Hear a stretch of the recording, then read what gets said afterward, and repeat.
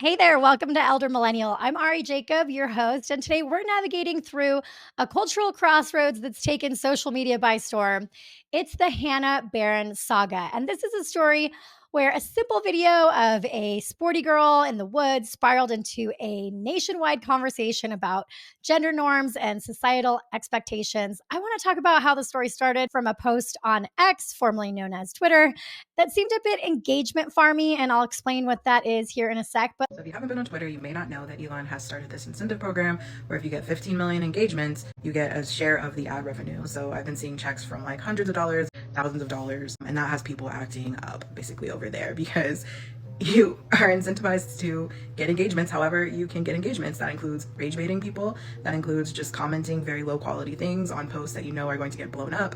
let's talk about what unfolded and what this says about us as a society. Also, thank you for joining. This is a one woman show, so I would really appreciate it if you hit that subscribe button, drop a comment, and ring the notification bell. Whether you're watching on X or on YouTube, go ahead and do it now. Now, let's get into this story. So, there's this clip that started going around, and it was originally posted by Samira Khan on Twitter. Good morning, y'all. Quick update on the house because I've been pretty terrible about giving y'all these. We took a little break for noodling season and to put out boxes. Now that it's dried in, we can do it at our own pace. But here she is. We're going to stain all that wood a darker brown, and the shutters, when we get that on, we'll have handrails, of course. There's the carport over there. Quick run through. Got Daddy and Paul up there working on a wall we're going to put up for the upstairs office. I'll try to be better about these, but you can also use my code Hannah25 for 25% off We the People holsters. Hope y'all have a good one. So she's basically like home improvement gal, and she's super cute. Samira posts, "This accent needs to be illegal and women should be banned from doing manual labor like this. There's nothing feminine about American women. American women are literally men." Dang. If you even knew how mean she really is, you know that I'm not allowed to wear hoop earrings, right? So yeah, it basically started with Samir Khan on X throwing shade at Hannah Barron for doing construction work, basically saying that that's no job for a woman. And in my opinion, Samir's post was classic engagement farming. And that's when someone's post is something kind of outrageous just to get people talking and arguing, and most importantly, clicking and sharing. And the internet did its thing, and boy, did it have something to say about this whole thing that Samir posted. But Maybe if you had a business that you were passionate about, then you would know what it takes to run a business, but you don't. But not in the way Samira probably expected. Instead of agreeing, most folks rallied behind Hannah, praising her for just being her authentic self, accent and all. And Hannah, being the absolute champ that she is, didn't just take it lying down. She actually shot back with her own posts, basically a masterclass in how to do this and stay classy while shutting down the haters. She's out there saying that this is me, take it or leave it, and showing everyone that there's no one way to be a woman. When my eyes are closed, I see you for what you truly are, which is ugly. Suddenly, this isn't just about Hannah Barron anymore. It's turned into this huge conversation about gender roles, stereotypes, and why we're still even having these discussions in today's world. But Hannah is doing her thing and living her life, and people love her for it. And it's kind of a big moment, making us all think about why we react the way we do to women stepping outside traditional roles. Some people agreed with Samira and some people did not. But speaking of roles, this is the time to play yours. Please take a moment to slam that subscribe button and share this episode far and wide. Elder Millennial isn't just a show, it's a one-person labor of love. I research, write, film, edit, everything all on my own. And honestly, it's your support that keeps this ship afloat. So if you're vibing with what I'm unpacking here, do me a solid and hit follow, like, and spread the word by sharing this content with everyone that you know. Your engagement really means the world to me, and it helps keep the lights on over here. Back to the story. So Samira Khan threw the first punch with a post that definitely turned some heads. As she said, this accent accent needs to be illegal and women should be banned from doing this, blah, blah, blah. A pretty hot take. And actually, I do think Samira probably knew what she was doing when she did it. Just when you think it couldn't get more heated, Samira actually doubled down. She actually comes back to say that her problem isn't necessarily with Hannah herself, but with how society is suddenly all about tomboy chic look, leaving the old school bombshell in the dust. And she's questioning why the tough, gun-toting gal is the new it girl for conservative America. This sparked a wildfire of responses with pretty much people jumping to defend Hannah's right to live her life, accent and all. Barra Queen B commented, laying out the facts, saying it was just straight up disingenuous to criticize someone for simply living their life, pointing out that not only was Hannah's accent very pretty, but she herself was very pretty as well. At goodtweet_man said, sorry, but this is like a dream woman. At Nina7Infinity jumped in saying, I don't understand why you think it's okay to S on other women just living their lives. Not being into makeup doesn't mean you're not feminine. A reminder that femininity isn't a one-size-fits-all kind of deal. And at Randy MN Guy commented, she's a very happy person and seems to be living her best life. And I agree with that. So the comment section became a battleground for the defense of not just Hannah Barron, but for the right of women everywhere to be themselves, free from outdated stereotypes. This conversation has shown a spotlight on the kind of support that's out there for women doing all the things their own way. And Hannah's just the latest chapter in a very old story about women stepping outside the lines and how the world reacts to that. Actually, Hannah responded as well. And Ian Miles Chung on X, he said, Hannah Barron responds to the weird attention she's getting from haters on X. She's incredible, wholesome, and gracious. Good morning, y'all. I don't have a Twitter. I did at one point, but my account got removed for whatever reason, and I just hadn't got around to making another account. But apparently I'm trending on Twitter right now because some girl, hey Meryl, some girl said that my accent should be illegal. Women shouldn't do manual labor. What else did she say? American women are basically men, and she just said that I was not feminine. Ooh. And I would tell y'all this girl's name, but I can't remember it because I don't have a clue who she is. So that should tell you how relevant this person is. But I just think it's hilarious because I grew up as the weird kid in high school who hunted and fished too much, because back then it wasn't cool for women to hunt or fish or the whole country lifestyle. And I'm so proud of all the women in the outdoors now who are making that more She's going to make it cool. Popular. So proud of us. I think we're doing great. But I've been helping Dad build houses since I was 15. When I was a senior in high school, I taught kids how to weld in ag class. So I've done not manual labor. When I think of manual labor, I think of what my dad does. I'm nowhere near that. I just help as much as I can, and I try. And it's fun.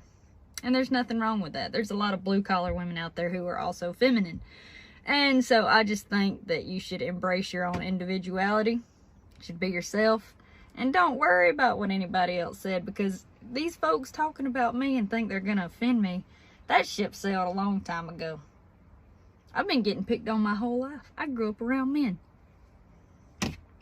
Well, so don't be scared to build your own box and don't try to fit in anybody else's. Be your own person and you'll be happier in the long run because of that. And don't worry about what anybody else has to say. Hope y'all have a good one. Appreciate y'all. All right. So I personally think she's super cute. And here's what really blows my mind about the whole thing is that Samira's post, the one that was throwing shade at Hannah Barron, it didn't just kick up some dirt. It went mega viral with, I think, 59 million, all over 60 million views now. And all those views mean there's a good chance that Samira is pocketing some ad money from that. And here's the kicker. It's Hannah's video. It's her moment. And it's being used without giving her a nod or a penny. Imagine if you've created a piece of art. It's yours. You made it. But then someone takes it, scribbles a mustache on it, and starts showing it off all over town. And they start getting paid for the discussion around it. Kind of wild when you think about it. And, you know, if you post something that's not even yours, and then all of a sudden, boom, you're getting all the attention and possibly making money off of it, it definitely raises some questions. And I'm not talking about what we do here on the show, which is like talk about these posts and give them context and things like that. It's really like not adding anything positive to it. And in fact, a lot of times is just being super negative. It's not just about the drama, it's about who profits from these viral moments. And it makes you wonder about all the stuff we scroll past every day, doesn't it? Like, who's really winning from all this sharing and reposting, especially when the original creators might not see a dime or even get credited. We'll have to save the deep dive on this whole algorithm and ad revenue thing for another episode, but it's worth keeping in the back of your mind next time that you hit share on something or comment on something. Think about where it came from and who is really being helped by it. But that's just how the algorithm works on X, and it works all kinds of ways on all different platforms. If Samira had posted a link to the TikTok video or the Instagram video from Hannah's actual page, X would have actually deboosted that post and not many people would have seen it. So I understand, I guess, why Samira just downloaded the video and posted it straight there with something controversial. Let's take a minute to talk about the bigger picture here, because honestly, it's not just about Hannah or Samira. It's about what's happening to our culture. We are living in an era where the mean girl mentality is not just back in high school hallways. It's getting likes, it's trending, and it's making money online. I'm not going to be around people that bring me down on a daily basis and criticize if I'm this, if I'm that. I'm just doing my best. And that kind of behavior that would never have flown at your family dinner table is now what drives traffic on platforms like X and other platforms.